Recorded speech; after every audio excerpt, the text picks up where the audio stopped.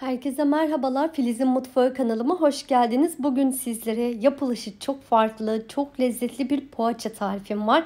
Buyurun yapımına başlayalım. Öncelikle karıştırma kabına 1 su bardağı ılık süt, 1 su bardağı ılık su ilave ediyorum.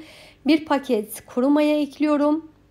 Ve 1 yemek kaşığı dolusu toz şeker ilave ederek iyice karıştırıyorum. Şeker ve maya biraz aktifleşince diğer malzemelerini ilave edeceğim.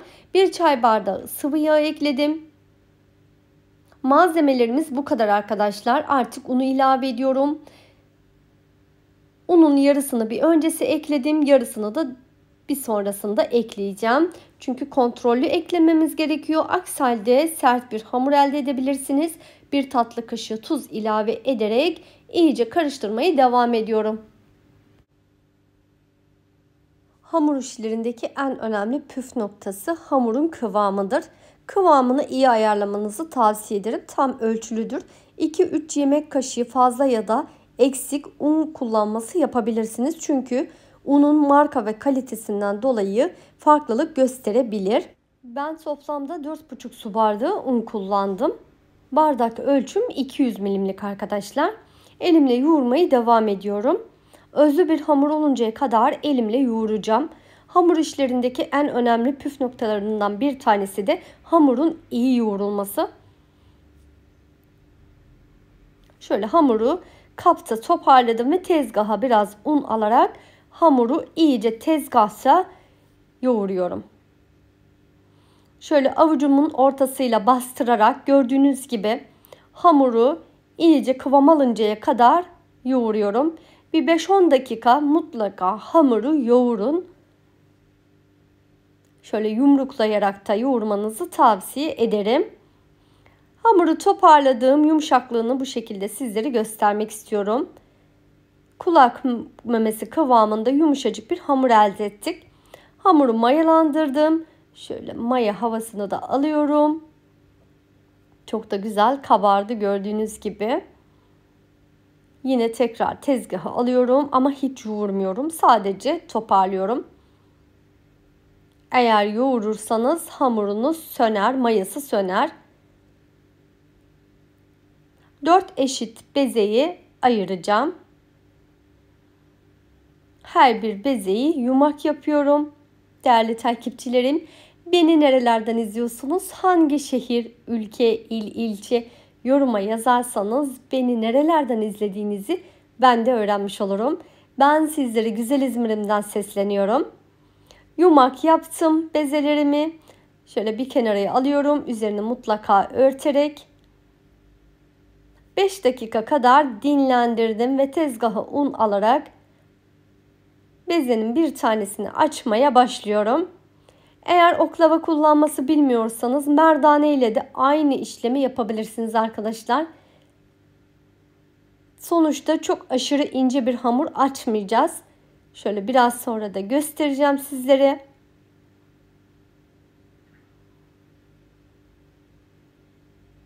Hamur zaten gördüğünüz gibi mayalı ve değdiğiniz an çok güzel yumuşacık açılıyor.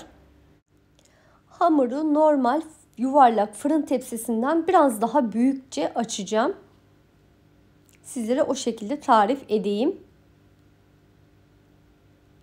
Evet bakın. Eğer yapışıyorsa çok az un alarak bu şekilde açmayı devam edebilirsiniz. Çok aşırı unlamayın. Bu kadar açmam yeterlidir. Bir kenarıyı alıyorum açtıklarımı. Şöyle.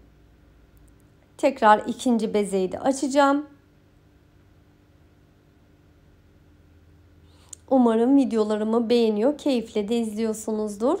Elimden geldiğince tüm detaylarını vermeye çalışıyorum. Yine de aklınıza takılan herhangi bir sorunuz olursa yorum kısmına yazarsanız sizlere oradan yardımcı olabilirim.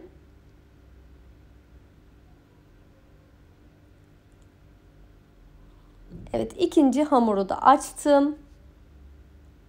Şöyle kenarlarını inceltiyorum. Eğer kalınsa bu şekilde siz de inceltebilirsiniz. Üst üstüne koymamaya özen gösterin hamurları arkadaşlar. Son hamuru açtım. Üzerine tereyağı, sıvı yağ karışım sürüyorum. Şöyle gördüğünüz gibi. Hiçbir yeri kuru kalmayacak şekilde sürmenizi tavsiye ederim. İkinci yufkayı da üzerine aldım. Bu şekilde 4 tane yufkayı üst üstüne koyacağım. Her bir katına da bolca tereyağı ilave ediyorum. Evet, bu şekilde her katını tereyağıyla bolca yağlıyorum. En son yufkayı da üzerine koydum. Aynı işlemleri devam ediyorum. Evet, son katını da sürdüm ve katlama işlemini geçiyorum. Gördüğünüz şekilde yufkayı katlıyorum. Her katına da mutlaka tekrar yağ sürüyorum. Bu aşamalar çok önemli. Yağı az verirseniz ya da kuru bir yeri kalırsa güzel olmaz. Tekrar ucunu ortada birleştiriyorum. Bu şekilde kare bir şekilde katlıyorum.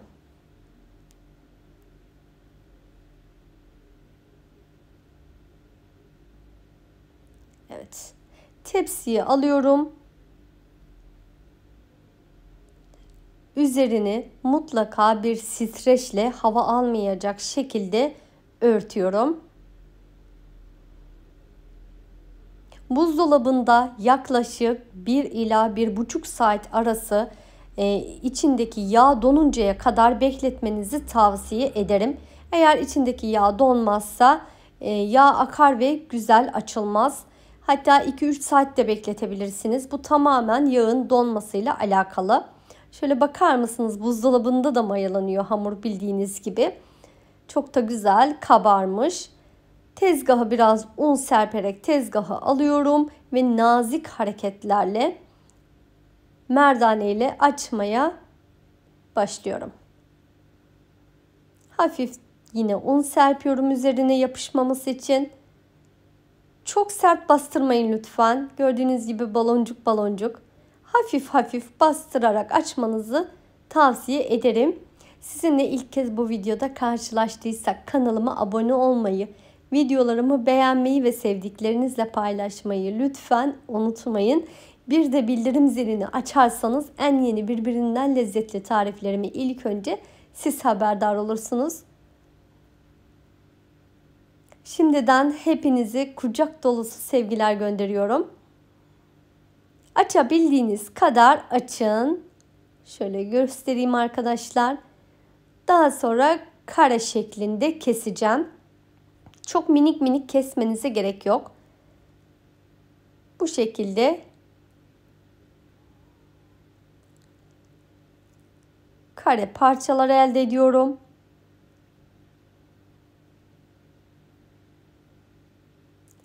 Zaten her bir parçayı tekrar çok az açacağım. Biraz daha incelteceğim. Çok aşırı kalın olmasın. Çok da incecik olmasın arkadaşlar. Lütfen bu orta kıvamı bulun. Ortasını beyaz peynir ilave ediyorum. Dilediğiniz peynir çeşidi ekleyebilirsiniz. Maydanoz da ilave edebilirsiniz. Hiç fark etmez.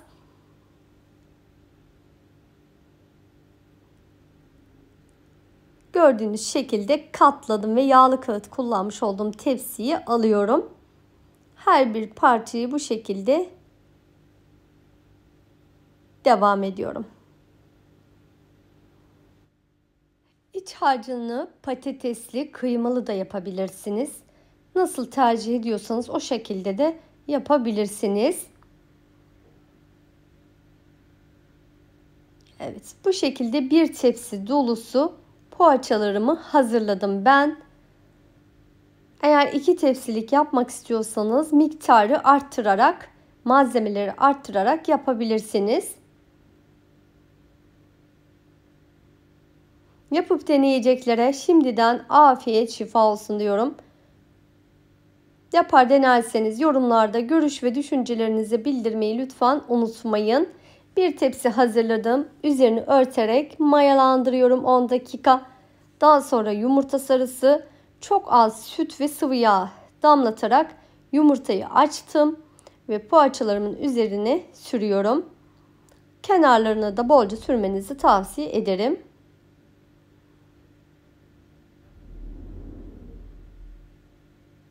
Yumurta sarılarını sürdüm ve bıçakla çizikler atıyorum. Güzel bir şekli oluyor.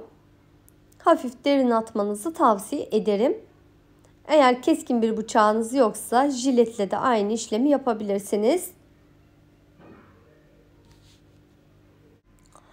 Ben üzerine hiçbir şey eklemeyeceğim. Susam ya da çörek otu. Dilerseniz ekleyebilirsiniz.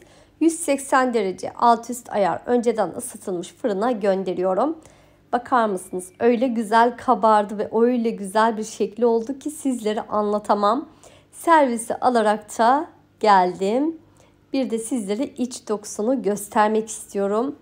İnanılmaz güzel, pamuk gibi çok güzel bir lezzeti var. Bölerek de iç dokusunu sizlerle birlikte görelim. Şöyle bakar mısınız? Gerçekten yumuşacık, kat kat. Tereyağlı olduğu için de ayrıca bir lezzetli. Yapıp deneyeceklere afiyet şifa olsun. Beni izlediğiniz için çok teşekkür ediyorum. Bir sonraki tariflerimde görüşmek üzere. Kendinize çok iyi bakın. Sağlıkla kalın. Hoşça kalın.